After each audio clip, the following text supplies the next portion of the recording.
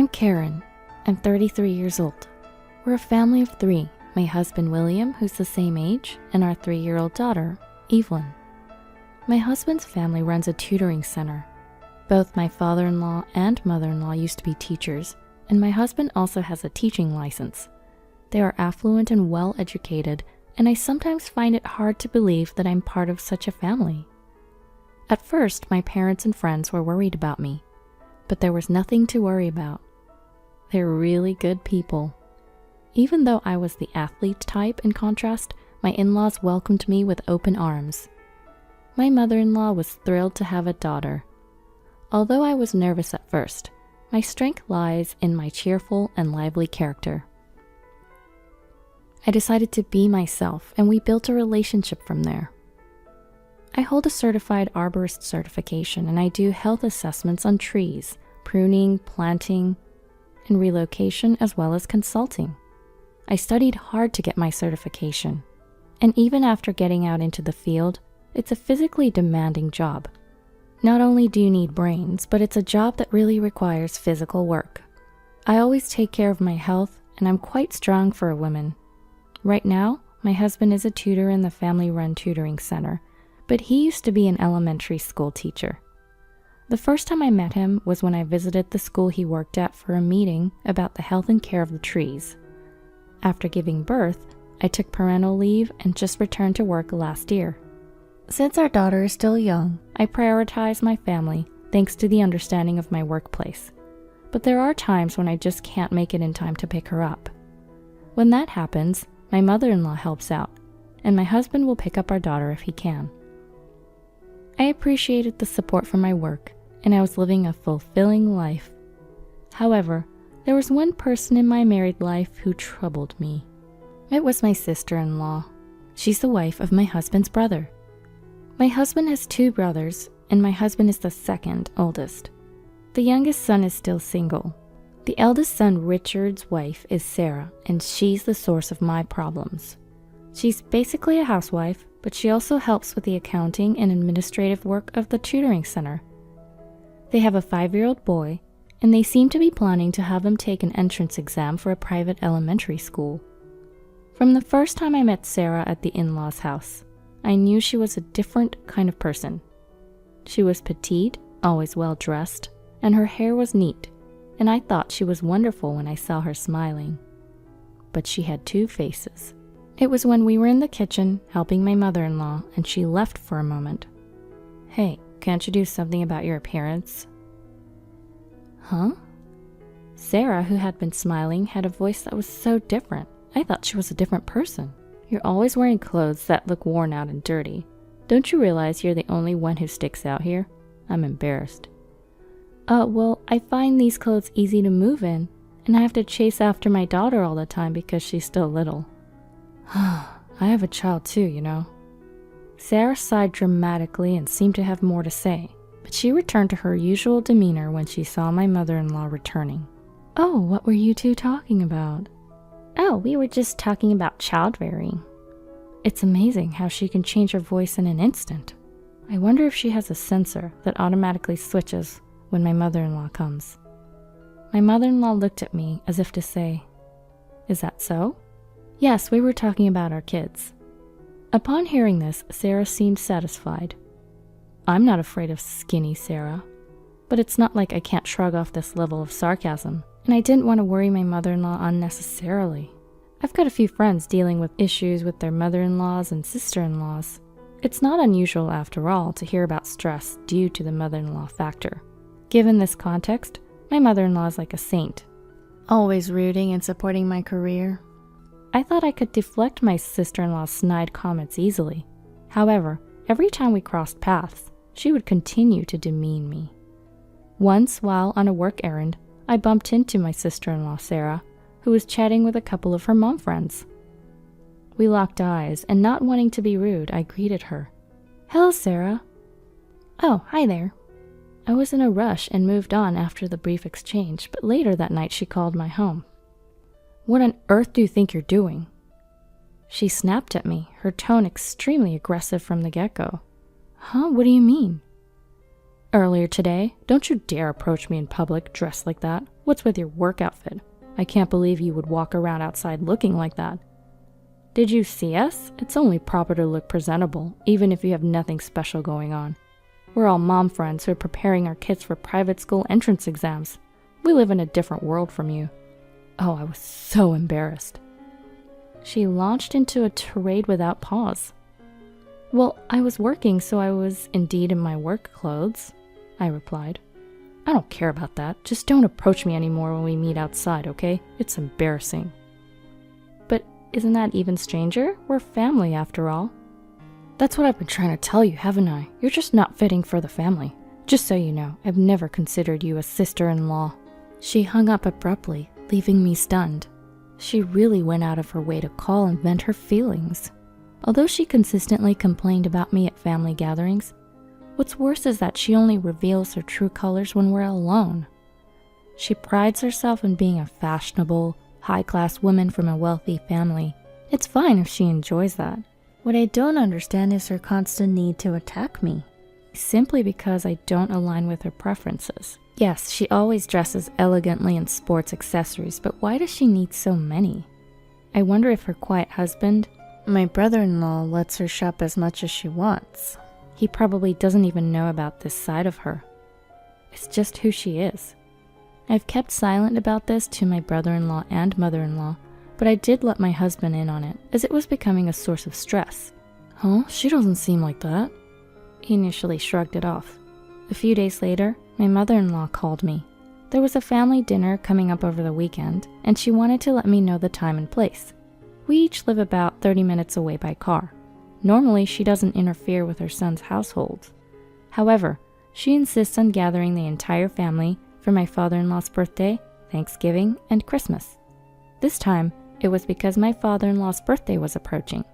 This time, we managed to reserve a private room at his favorite steakhouse. It's our first time going there as a family, but it's really good.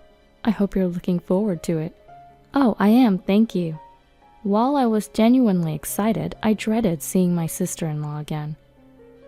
You don't sound very enthusiastic. Are you busy at work? Oh, I'm okay. I'm perfectly fine. Uh-oh, had my voice betrayed my feelings? I hurriedly reassured her. Karen, if there's anything bothering you at home, please let me know, okay? Our home? We're managing just fine, even when work runs late. You help us out. I really appreciate all you do for us. It's not about your family, though. Huh? I was puzzled, not understanding what she meant. Then the weekend came, and with it, the dinner party. It was my father-in-law's birthday celebration, a chance to express our gratitude for my father-in-law and mother-in-law. I resolved to celebrate wholeheartedly, and not to let my spiteful sister-in-law get to me. I left home early, and when I walked into the private room at the restaurant, I sighed with relief as my father-in-law, mother-in-law, brother-in-law, and sister-in-law had not yet arrived. I'd come early as to not keep my father-in-law waiting on his birthday celebration, and also because the less time I spent with Sarah, the better.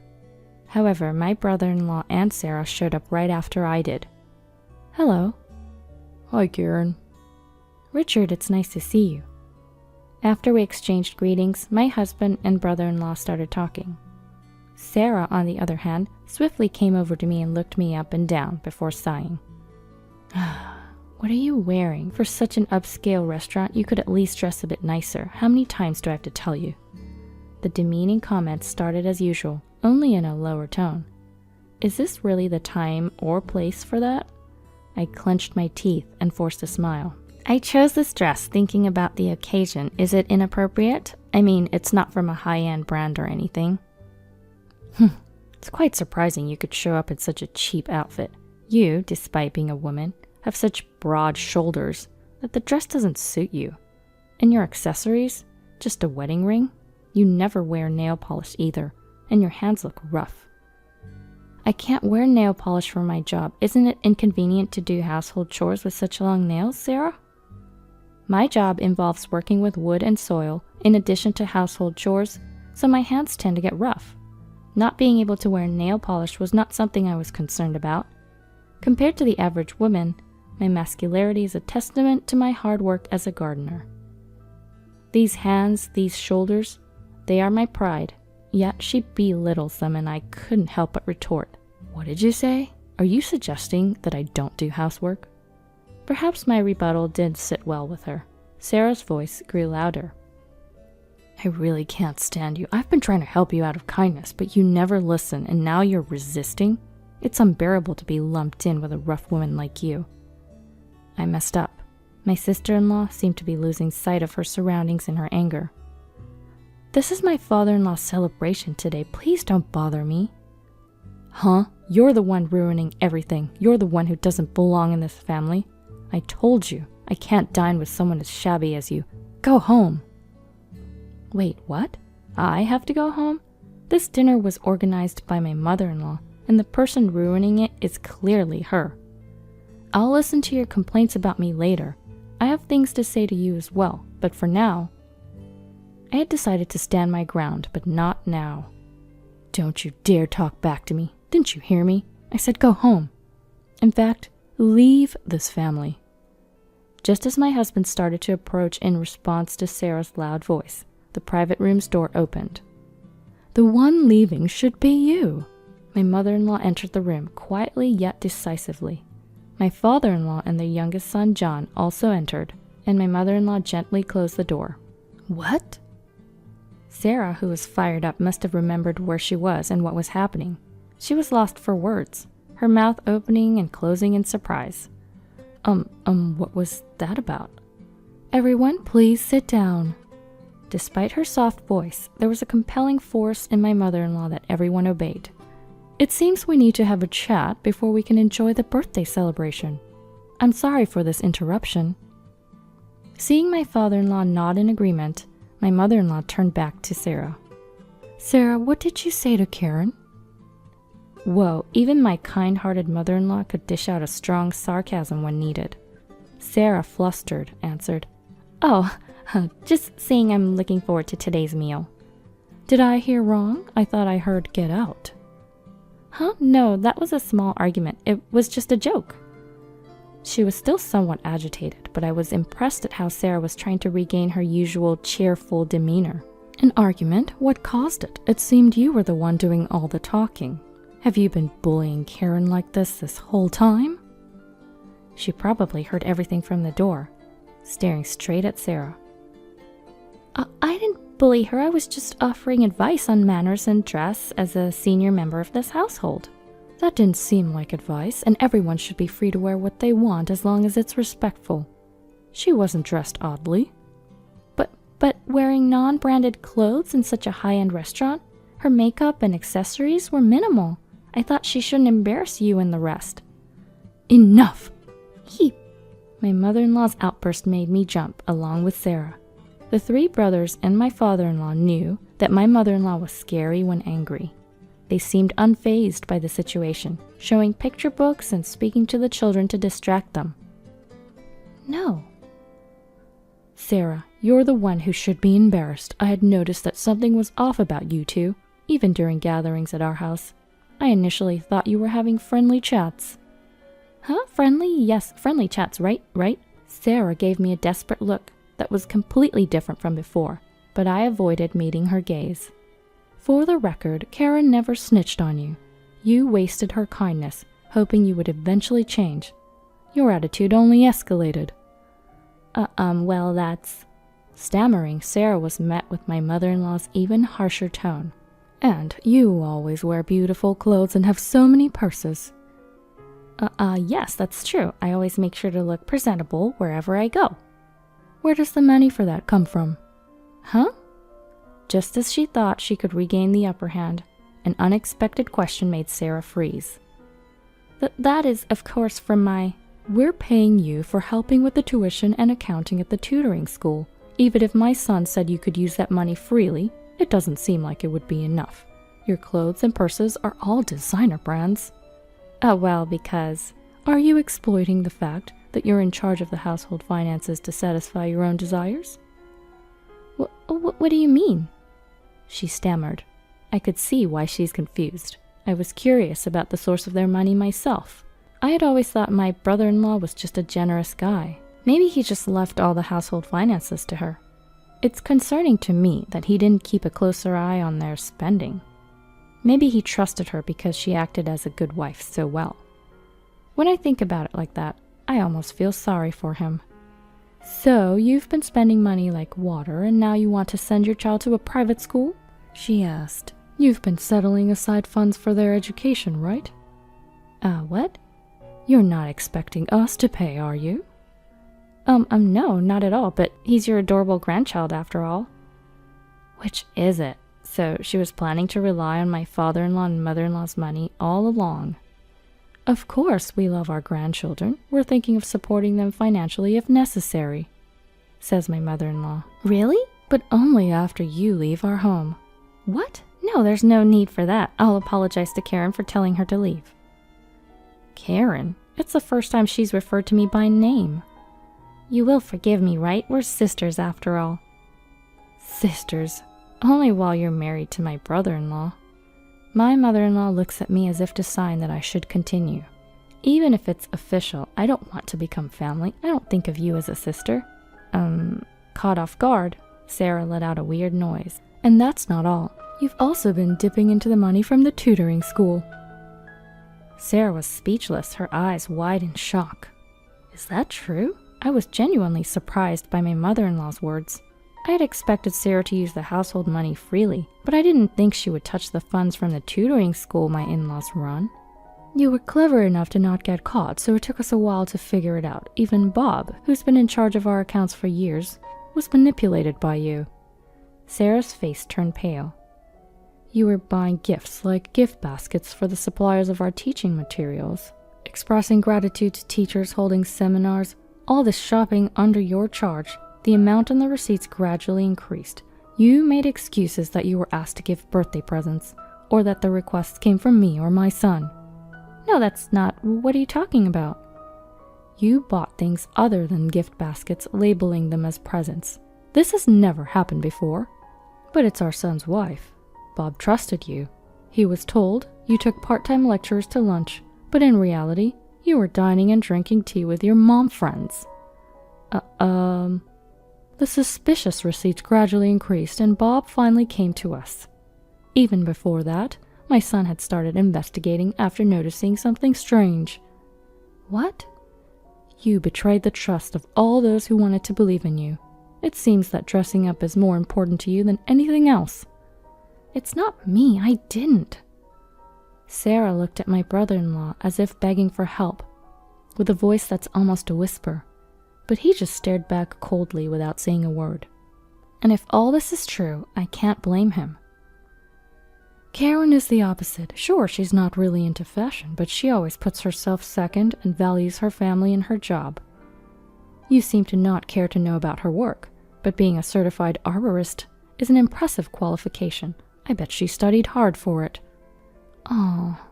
As Sarah was left speechless and utterly defeated, my mother-in-law suddenly started talking about me.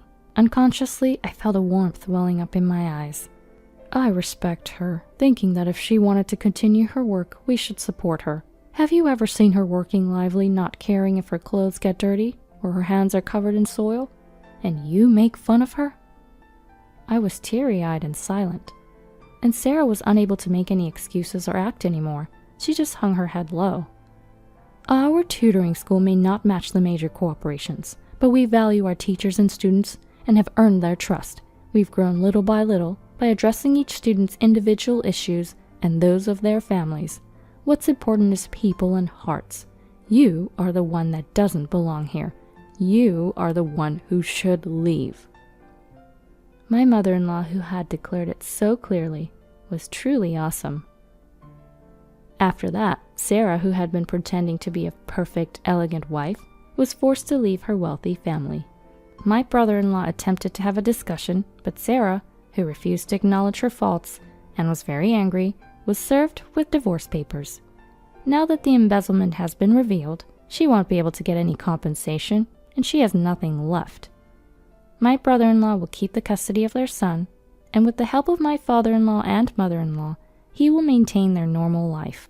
Sarah, who always put herself first, would take her anger out on her son when things didn't go her way. But the young boy nodded firmly at his father and grandparents' words of, It'll be okay. The desire to send him to a private elementary school was Sarah's wish, but he apparently disliked being forced to study. These days, he's freely playing with our daughter. Of course, my husband and I intend to help in any way we can. On a leisurely day spent together at my in-laws' house, my mother-in-law approached me and said, "I'm really sorry for making you uncomfortable for so long. We should have noticed sooner." "No, not at all. I wasn't really bothered at first." "If you ever need anything in the future, don't hesitate to tell us." "Yes." As I said that, I remembered my mother-in-law's words. What's important is people and hearts. Maybe because I was staring at her, my mother-in-law looked at me with a puzzled expression. "Haha, it's nothing. I was just thinking how cool you are." "Well, thank you. But the cool one is you, being able to create such beautiful gardens. Maybe I should ask you to help with ours next time. I want to replant the flower bed." "Oh, absolutely. I would love to do it, even if it's not for work. Just let me know whenever." "You should charge her. Mom can be quite demanding." My husband chimed in with a playful comment, and we all laughed together. Value people, cherish hearts. I'll make sure to remember that. I hope to spend more time laughing with my precious family in the future.